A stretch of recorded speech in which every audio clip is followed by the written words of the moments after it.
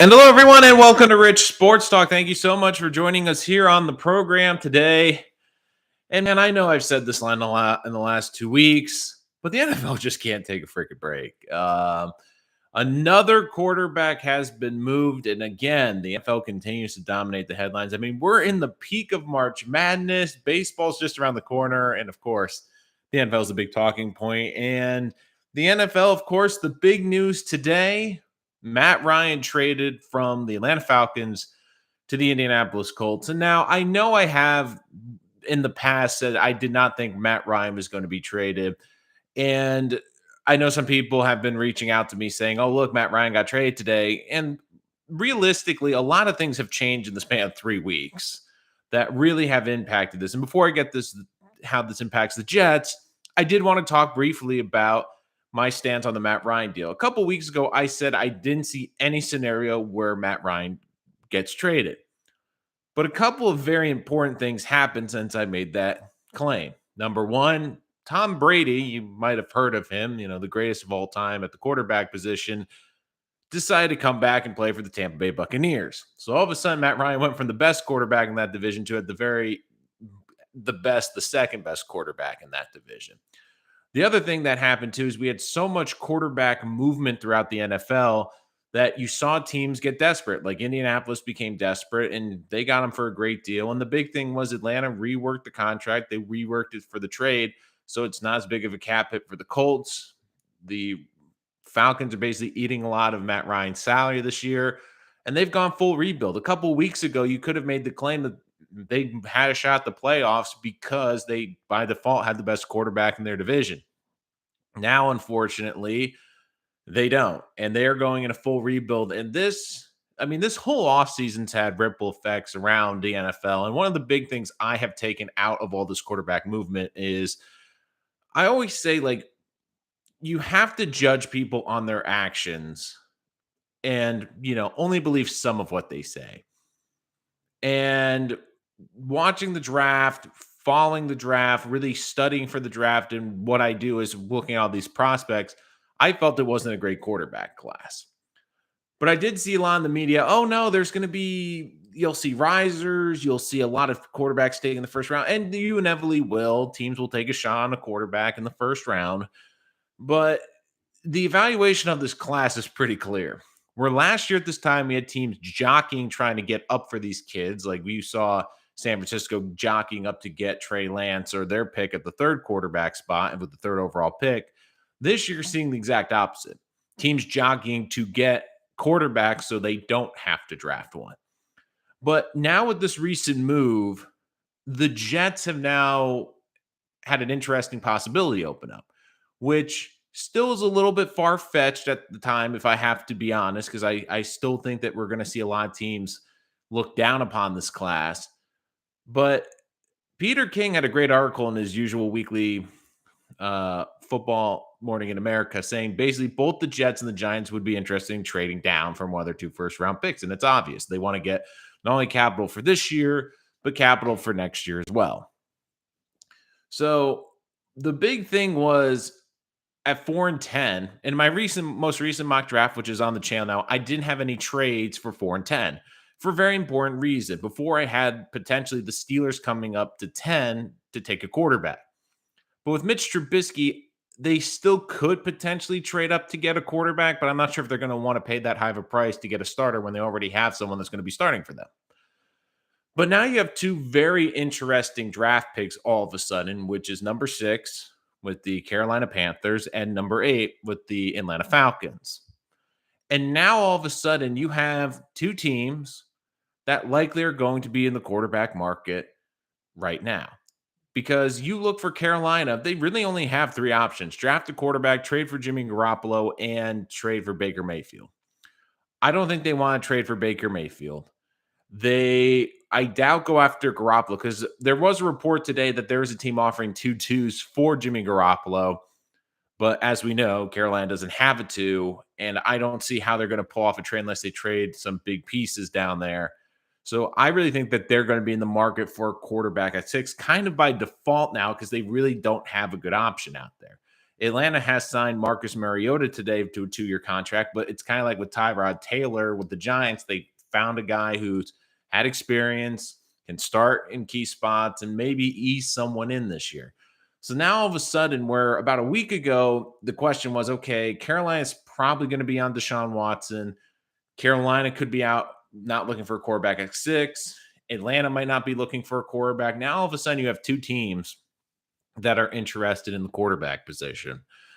And you do have to wonder, does a team get desperate enough to trade up to the Jets at 4 or potentially at 10 to take either their first or third option? Because there could be a scenario where the first two options come off the board or one of the second quarterbacks is sitting there at 10, a team gets desperate and trades up. So I do think the Jets have to now consider everything. And the only thing I would also consider too is if they're at 4 and Kayvon Thibodeau is there, do you still trade back?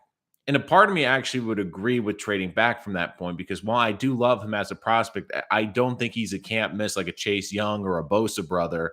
So if the Jets get an unbelievable offer to move back from 4, this is a really deep edge rush class. I don't think that they will miss too much and get as many picks as possible. But this trade does shake up a lot of things for the Jets because all of a sudden now you have two teams that are likely going to be looking for a quarterback. And the question becomes how many franchise quarterbacks do they have on their board? But more importantly, do other teams? Because if you have two guys on your board and you feel like if you're at 10 and one's come off the board, that you'll have to go up and get him to make sure you get your guy. If you have 3 on the board, the same thing with the 10th pick. But it could also be a different scenario where you want to make sure you get Malik Willis. He's the only guy on your board that really fits. And I know the Giants wouldn't likely draft him, but if you can get up to the Jets at 4, who you know has been basically sending signals that they want to trade back, and I do think the Jets would take a little bit less than usual, but my price tag is probably going to see them get at least an additional first round pick. So trade back for a first this year, a high first next year. And then you're probably going to see a compilation of middle round picks, like maybe a first, a third this year, and a first and a third next year, a first and a third this year, and a first and a fourth next year to propel back a couple spots. Maybe Carolina does it to assure that they're getting a quarterback. Maybe Atlanta, because now it's almost a bit of a chess match between these two teams because they're both gone different times. I mean, Atlanta's going full rebuild. We know that. But it is kind of funny with Carolina because Carolina is in a really weird position. They have pieces like Christian McCaffrey and a really good defense where they could conceivably compete, but they don't have the quarterback. You have a coach that's going to be on the hot seat.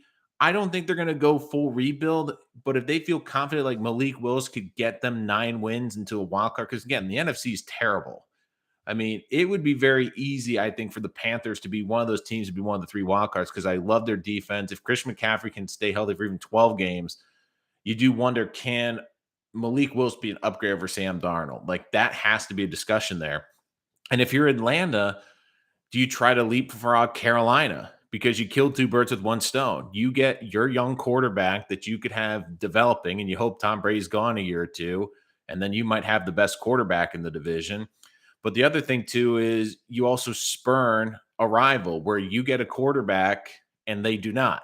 And that just throws them into more chaos. Like, are they able to compete? Are they able to win games? Do they have to move on from Matt Rule? I mean, it's clear that Carolina and their ownership wants to win games. And again, guys, chat's always open if you want to talk. Would love your opinions. Would love your thoughts on this trade, other quarterback movement, thoughts about the mock draft that went live today at 11 o'clock. Our first 7-round mock draft of the season for the New York Jets. A little bit different than other ones in the past. No big trades right now. Kind of holding off, waiting to see what else happens to develop. So I'm kind of glad I didn't at this point with all this. It's going to definitely be very interesting as well because you see all the different directions that the Jets could go. But I also wonder too, like, does the Jets now have a more coveted 4th pick? Not to say a team wouldn't go up to the Texans at 3, but the Texans already have multiple first-round picks. I mean, the Jets do too. But I mean, could a team basically try to trade up with the Texans to jump the Jets? But it doesn't make sense because the Jets aren't taking a quarterback. So Nick W, I've been wanting to trade down from 4 if we like 3 edge rushers. The other big impact too is what's the Jets board? Because if they had David Ojabu as one of their top 4 rushers, he's off the board now with his injury. I like your mock a lot. I think we could draft Kobe Bryant being a later pick for us. That's very interesting because I was looking at a mock draft and I'm doing up Giants one, and I actually have Kobe Bryant going to the Giants in the 3rd round. But the reason I left him off the Jet one was because I can't see Joe Douglas not investing a top 2-day pick in an offensive lineman. That's just his DNA. That's what he values. And the other big important reason I see them doing that is I understand they brought back Dan Feeney. I understand they brought back some depth pieces, but we saw it last year. The Jets offensive line, when it's healthy, can be very good. But if the Jets lose 2 or 3 pieces on that offensive line, you want to make sure you have depth. You don't want to have a situation where you did last year where you have Dan Feeney having to play center. You have to basically doing plug and play guards. You have McDermott playing left tackle at some point. Don't forget, it's a 17-game season now. There's going to be more injuries. You're going to need to value your depth more. And the reason I went with Strange in the 3rd round is because he offers versatility as an elite backup this year. But I do think you can groom into the eventual starting center on this team. The corner, yeah, I am talking about Kobe Bryant. I do really like him. I do think that's someone the Jets have an eye on. But it's a funny thing because in some ways, I see a lot of these mock drafts going with Sauce Gardner and with the corner. I feel the Jets are pretty happy right now. I feel they really do value Reed. They really do. He thinks he's the number one. But this defense, you don't really need a great number one. You just want to have really good depth and solid corners across the board. And I do think they have some good young ones.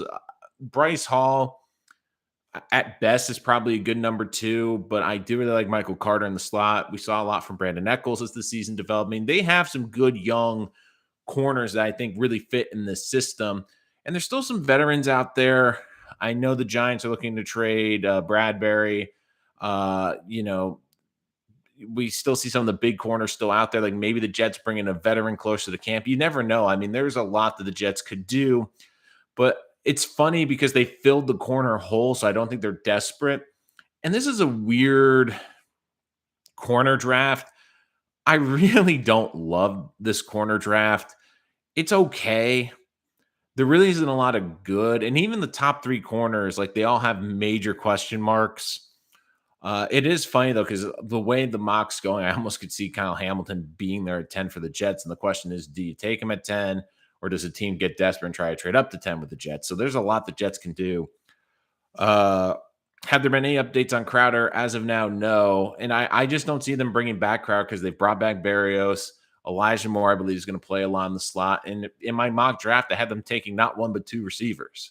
And I know they're outside receivers, but you have 2 more on the outside. You have Berrios in the slot. You have I really like Crowder, but don't forget, KD, the Jets weren't completely in love with Crowder either last year. Basically, if you remember before the season, they were going to cut him if he didn't take a pay cut, and he reluctantly took a pay cut to stay on the Jets. But it just kind of showed that even then, the Jets, it's like, we like you, Jameson. You're good, but we're not going to overpay for you. And I do think Joe Douglas has a number in his mind. And I just don't see Jamison Crowder really fitting in with the Jets. Now, I really do think he's a very good football player. I think he's going to become a very good slot receiver on another team. But as of now, I have not seen him move. The only ones from the Jets are Marcus May and Fatih Kasi have signed elsewhere. And of course, the Blake Cashman deal, trading for a future 6. But it's kind of funny because I did see some people include that in the mock draft. It is like seeing that they got the 6th round pick this year. No. It is confirmed. It is a 2023 6th round pick, but I thought that was another solid move. And you look at what some of these quarterbacks are going, and even though Sam Darnold had upside, you still look at the Jets got 2, a 4, and a 6 for him. And Matt Ryan, I understand a big part of it's the contract, went for a 3rd round pick today. Are we not resigning guys hoping to get comp picks? Maybe we bring back LDT after draft. I would not hate that. Personally, I would have rather had him sign than Dan Feeney. But the big question for, I think, Duvernay Tardif is he did get the medical clearance for his profession.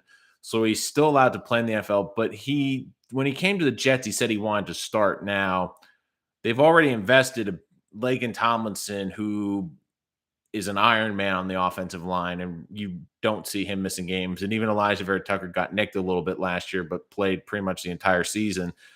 So if you're Duvernay Tardif, um, do you want, if you're going to compete for a spot, he's probably going to want to play on a better team potentially.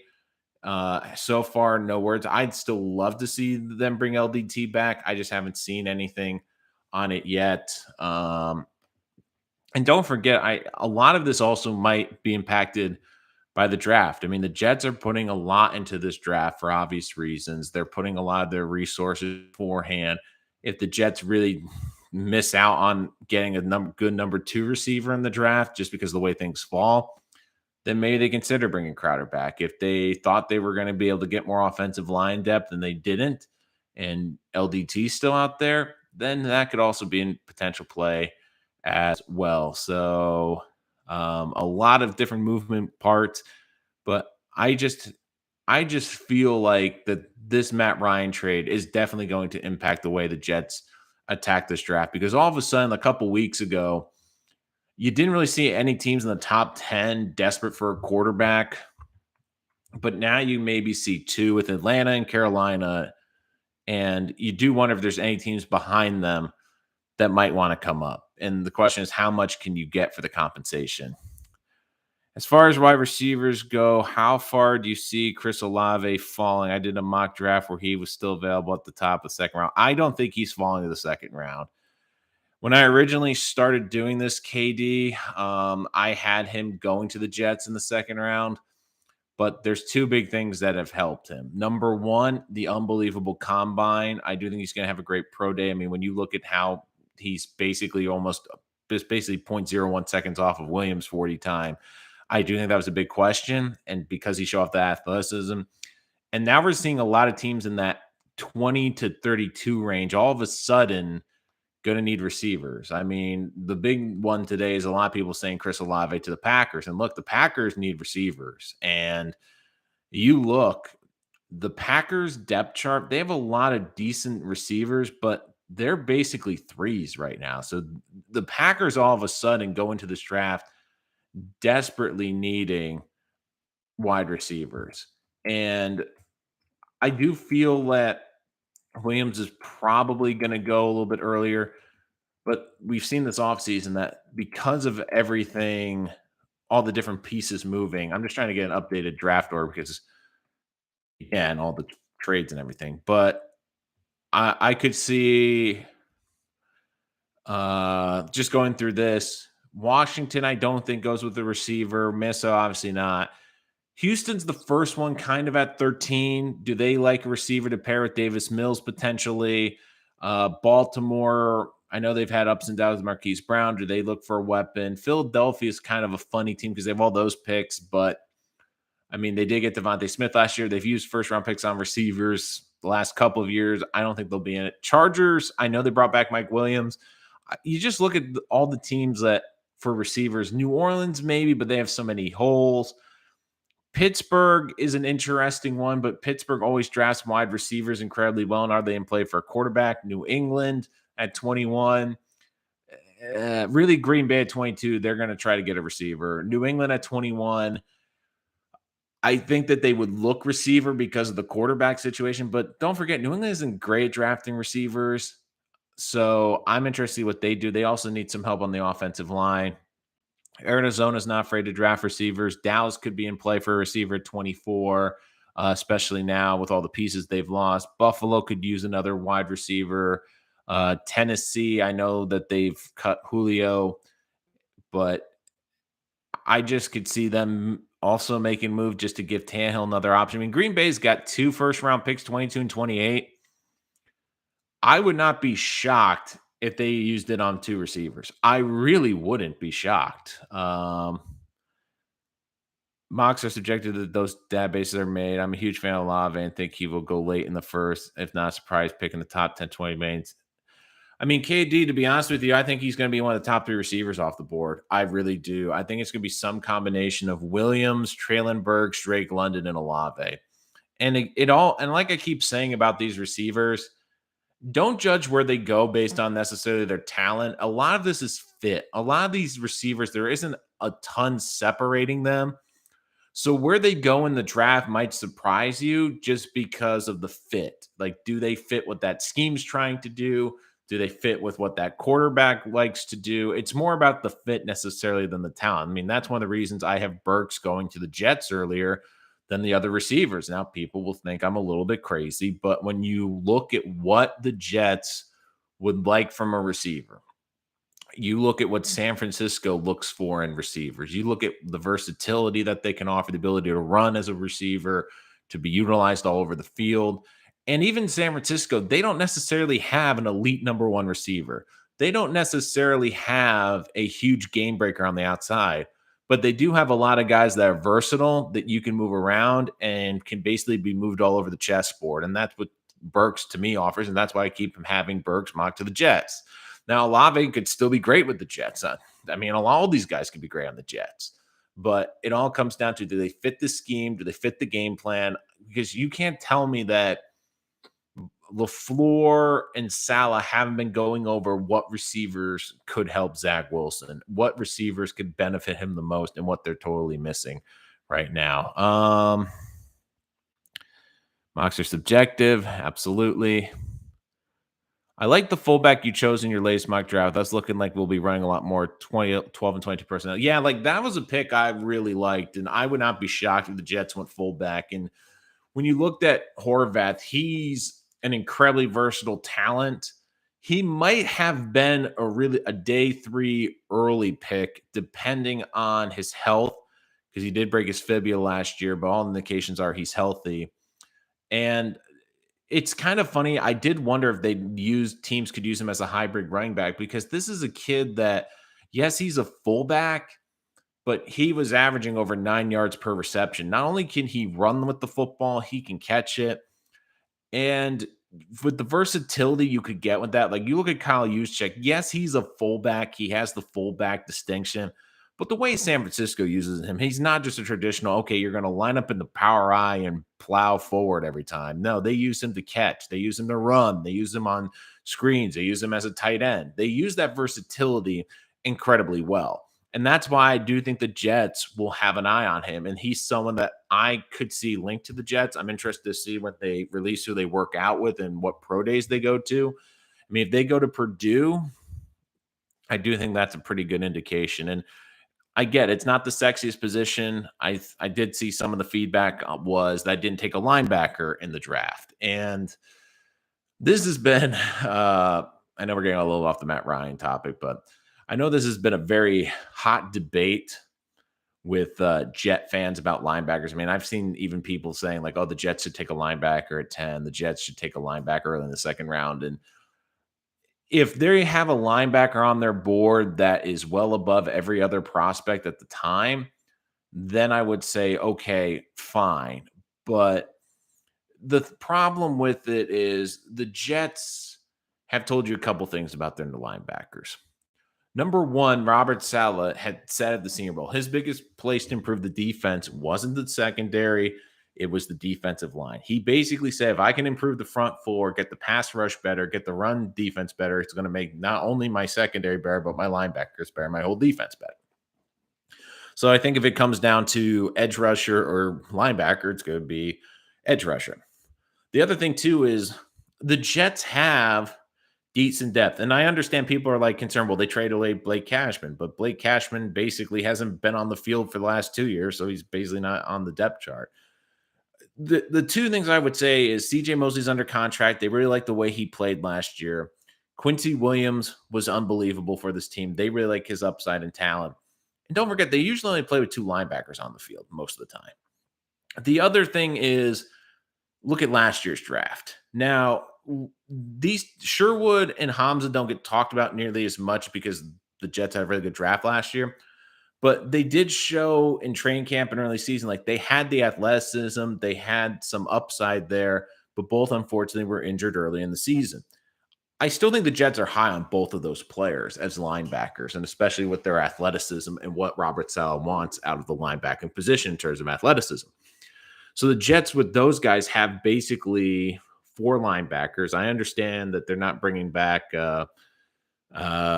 Jared Davis, but the other thing I would say too is you have a better shot of finding an undrafted linebacker in the free agency period that can be a contributor, be on your practice squad, necessarily using a value pick on. And I understand didn't do corner, I understand didn't do linebacker, but really linebacker isn't the Jets' biggest need.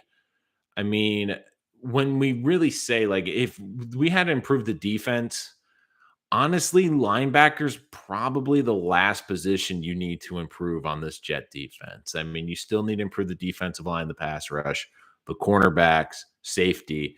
To me, linebacker is at the very bottom. Now, if you, I, and the other thing I think too, and you guys can tell me if I'm wrong or if you disagree with this take, but I also think there's a lot of recency bias with this. And let me ask you guys, be honest with me. If Micah Parsons wasn't in the NFL last year, would you be clamoring for a linebacker this bad? I think a lot of fan bases, not just the Jets, but a lot of teams all of a sudden saw Parsons' success with the Cowboys, and their first thought is, oh my God, we have to find a linebacker. And there's a lot of talented linebackers. Don't get me wrong. I love Devin Lloyd. There's a lot of great players that are going to make impact plays on Sunday.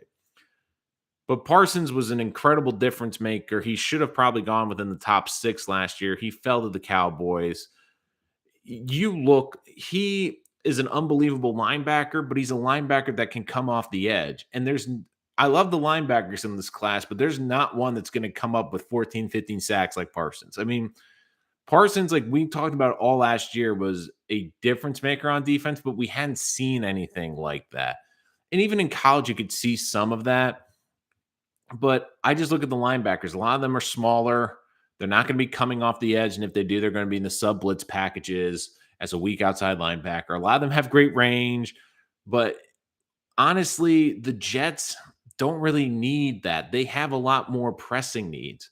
Like if I was to say receiver or linebacker, you take the receiver.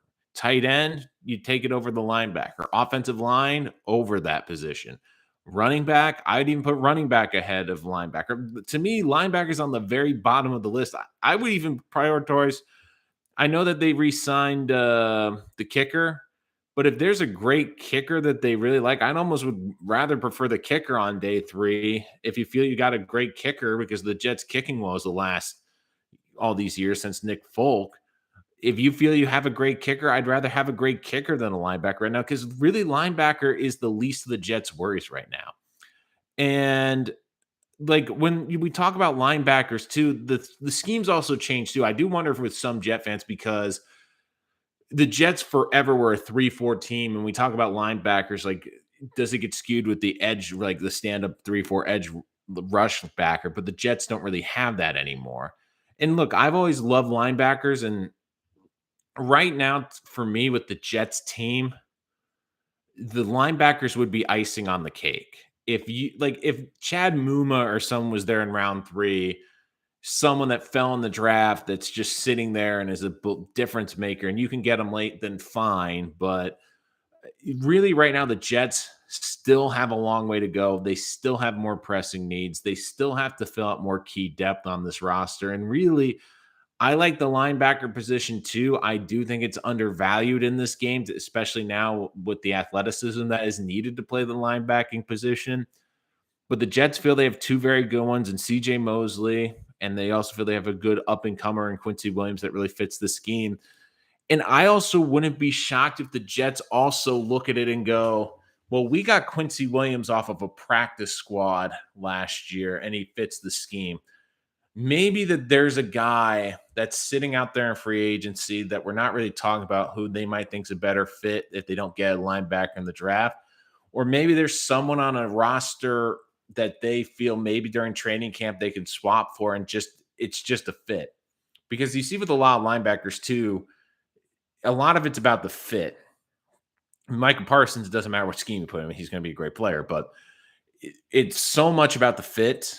And if you can get the right fit for the player, that's going to make a huge difference. And I do wonder if the Jets maybe are seeing someone out there, but I just don't see them going linebacker. But who knows? If the Jets trade back from 4, like we're discussing, and Devin Lloyd, who's like 5th on their board, if they have him, like let's say 5th on the board, and they trade down the 16th pick and he's there, then maybe they just look at the value too good to pass up on. But if I was to ask you, like in the first round, would you take a great linebacker or all those other positions, even the second round, third round? Day 3 is where they could take a linebacker. If they're going to take a linebacker, it's going to be day 3 because I feel like that's going to happen because of a couple things. Either number one, they've traded back the second or third round pick and got more picks on day 3, which Douglas has been known to do. But also look at the last 2 drafts for Douglas. When does he shift to the defense? It's mostly in round 3. And I understand that you're not going to get the impact players you're likely going to have on the first 2 days of the draft, but Douglas looks at it like I kind of look at it. Like you have a better chance of finding good defensive depth because there's so many good defensive players. But because this is such an offensive lead, everyone leans offense on the first 2 days. So maybe some guys fall through the cracks and get to day 3. But also, you can find guys and have a better shot of finding a defensive player that maybe is getting overlooked because he's not a scheme fit, maybe because he's a bit undersized, but you still think he can work in your scheme. There's a lot with the defense that goes into it that you see guys fall to day 3, like a Bryce Hall, like an injury that pushes him down the board, and the Jets are going to pick him up in the 5th round as opposed to a team taking him where he probably should have gone the late 2nd, early 3rd round. So that's part of the game that the Jets have to play within the draft, and that's what I really look at when they do the draft. And like, to be honest, just going through my board, when I got to the Jets, there really wasn't a linebacker at every spot that I was like, okay, this guy is just so much better than the prospect I'm looking at that they have to go with. And I know people are going to say, well, what about the fullback? But the Jets are clear, like they kept the fullback on the roster at the end of the season. They're just out there that they can go out there and grab a fullback, and I just feel like the fullback is an underrated position, but it fits what they're trying to do offensively in this scheme. And like you look at even day 3 in my draft, it wasn't a huge defensive one because I also felt Joe Douglas was going to look defense in the 2nd round. But what'd they get in mind? They got a tight end, which they could use some depth for, who falls because of all the tight end talent. And then I had them going with a defensive player, but was an edge rusher. And Salah said, I can't have I can never have too many good edge rushers or defensive line depth. So I just have a feeling that the Jets are not going to go with a linebacker. And I know it's not a popular take, and I've seen it on Twitter when you say like, oh, the Jets shouldn't draft a linebacker. It's not the most controversial saying that they're going to take Kyle Hamilton with one of the top 10 picks, but it is kind of funny now because in a way, I do wonder if Kyle Hamilton doesn't go 3, I could see him falling all the way to the Jets at 10. I know everyone keeps saying the Giants, but I almost feel like the Giants are the lead corner. I feel like the Giants also want to trade back. I don't think anyone's going to come in the top 10 to get Hamilton as a safety. And I would love to know what Jet fans would think. Like, if Kyle Hamilton was sitting there at 10, would you take him? But then the problem becomes, can you afford to miss or wait on a receiver? Because the Jets have also put them in themselves, unfortunately, where I think the free agency, they've done a great job of eliminating holes. But the 2 things that really stick out above everything else right now, and you can tell me in the chat if you agree or disagree, but in my opinion, is interior defensive lines number 2 now with losing Fatukasi. They need a good run stopper. They need more depth in the interior defensive line. But number 1's receiver, because Crowder they didn't resign. Then we knew they weren't going to resign. You have Corey Davis, who was inconsistent and had injury issues. Elijah Moore, who looks like a budding star, but you hope he can stay healthy. I wouldn't be shocked if this team double dips in the wide receiver like I had them doing. But the question becomes at 10. Yes, Kyle Hamilton can be an absolutely great player, but you also need to find out how good Zach Wilson is, because you basically need to come to the end of season 2 with a conclusion on Zach Wilson. You can't just be like, well, if he had this, this, and this, maybe we can get a fair evaluation. You have to get that fair evaluation now because the way the AFC is now with all the great quarterbacks, the Jets need an answer and they need to figure out like, is Zach Wilson going to be the guy that can go toe to toe with all these great quarterbacks in this division? We're going to see him face some of these great quarterbacks. Can he go toe to toe with them? Can he look just as good, if not better, maybe than some of them? So that's definitely going to be a position that we'll have to keep an eye on. But it almost feels like the Jets at 10, if they can't get a trade down, I think they'd rather trade down to the late teens and 20s so they can get the receiver. I feel like that's the sweet spot for the receivers are going to be between 15 and 45. That if they could trade down, that's what they will do. But if they can't get someone to come up to 10, I don't think they risk it because then what they'll have to probably do is what I've had in some other scenarios, which is them trading back in the first round to get a receiver, which isn't a bad idea. But then you wonder, because in my one, I had them going with a receiver in the second round. So if you trade up, and likely you're going to have to include one of the second round picks, do you go with another receiver with a second round pick, like whatever the leftover? Do you wait until maybe the third round to get a receiver? Maybe there's someone at the Senior Bowl that flew under the radar a little bit, probably is projected as a day 3 pick, but you really like him and you really think he's going to fit the culture that the Jets are having, then maybe they do that in round 3. But I wouldn't be surprised the Jets take 2 receivers. I mean, at this point, I wouldn't be surprised if they maybe took an extra receiver on day 3 of the draft. I do know the big thing is also Kenny Pickett pro days going on right now on NFL Network out of Pittsburgh.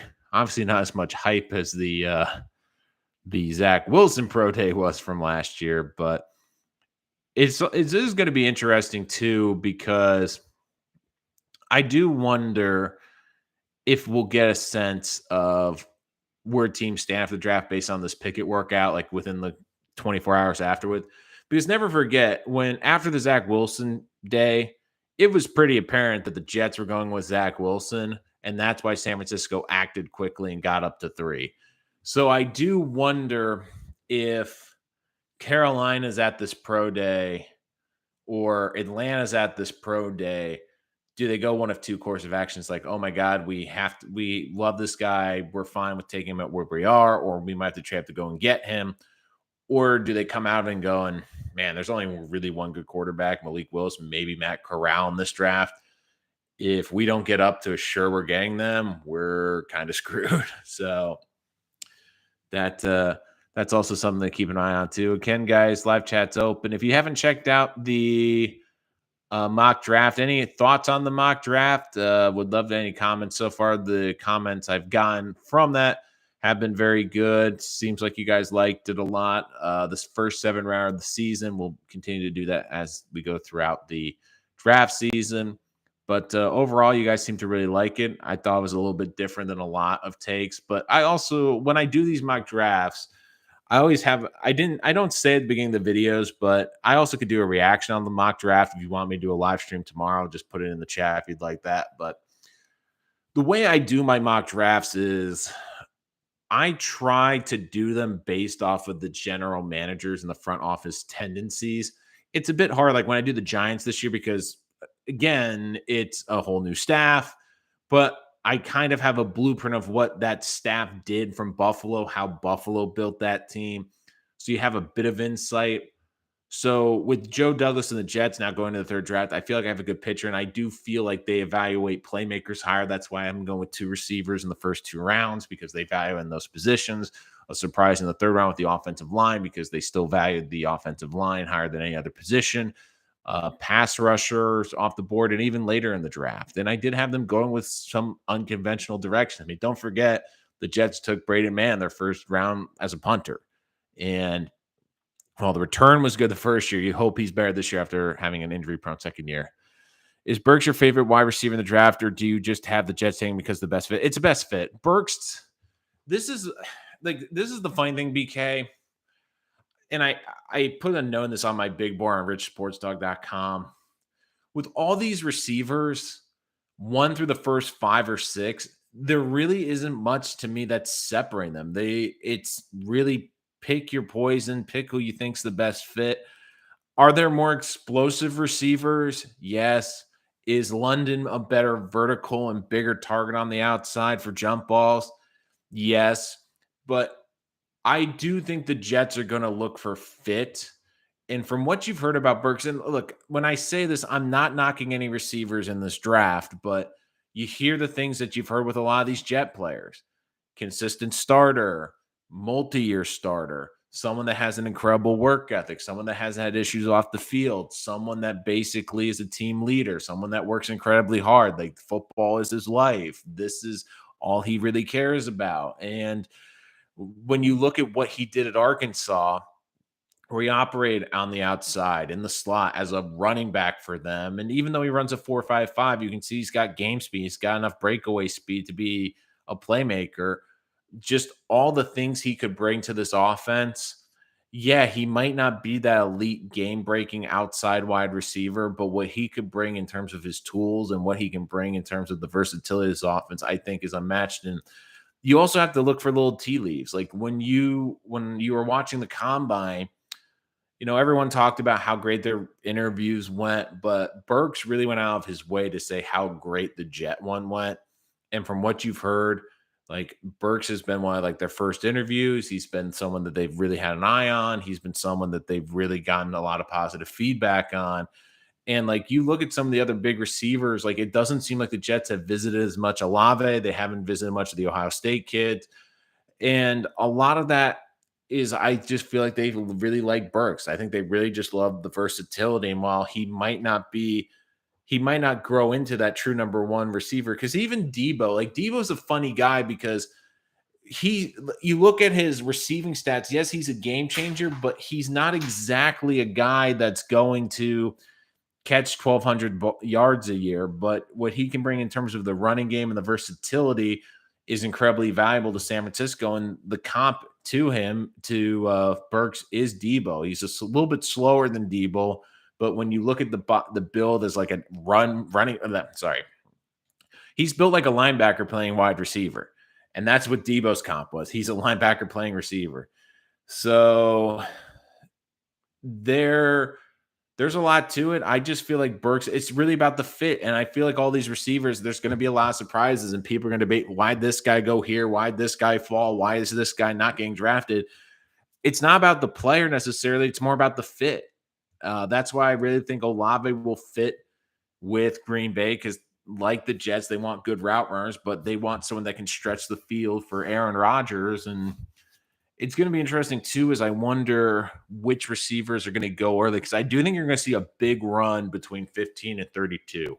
I really do think it. I don't think you'll see a receiver go in the top 10. I'd be, maybe one goes between 10 and 15, but between 15 and 35 and 40, I just have a feeling you're going to see a big run on outside receivers. And you're also going to see teams, I think, jumping back in from the second round to get a receiver. Maybe Jacksonville jumps back in. The Jets are a team that could jump back in. The Giants could jump back in, maybe not for a receiver, but for another position player. So there's a lot that could happen with the draft, and a lot of different scenarios that could happen. But thanks, BK. That's a good question. And yeah, he's not the top of my board, but I just think for what the Jets are looking for, the versatility there is what will really set him apart, and why I really believe the Jets he's probably the number one receiver on their board right now. I might be wrong. Maybe they love Williams. Maybe there's a scenario where there's another guy where, like, Olave might be higher on their board than we're letting on. But from what I gather and from what I believe they're going to do and what I've seen from them, Burks just seems to be the best fit, the most versatile fit, and just seems like the best fit of all the early receivers. Now, there's a lot of receivers we could see maybe round two, but the early receivers, if they take a first round receiver, if I had to put money on it today, it would be Treylon Burks. Now, just want to check, guys, any other questions in the chat today? Of course, talking about how Matt Ryan, this trade, impacts the Jets, because now you have two teams that could potentially be looking at a rookie quarterback. And Like Peter King was writing today, the Jets have made it clear they're looking to trade back, and I could see why. They want to get more picks this year and next year to continue to build through the draft. And if the right offer comes along, I could easily see Joe Douglas jumping, especially to get more of his coveted draft picks. So you do wonder, does a team get desperate and trade up to 4 to ensure they get the number one quarterback?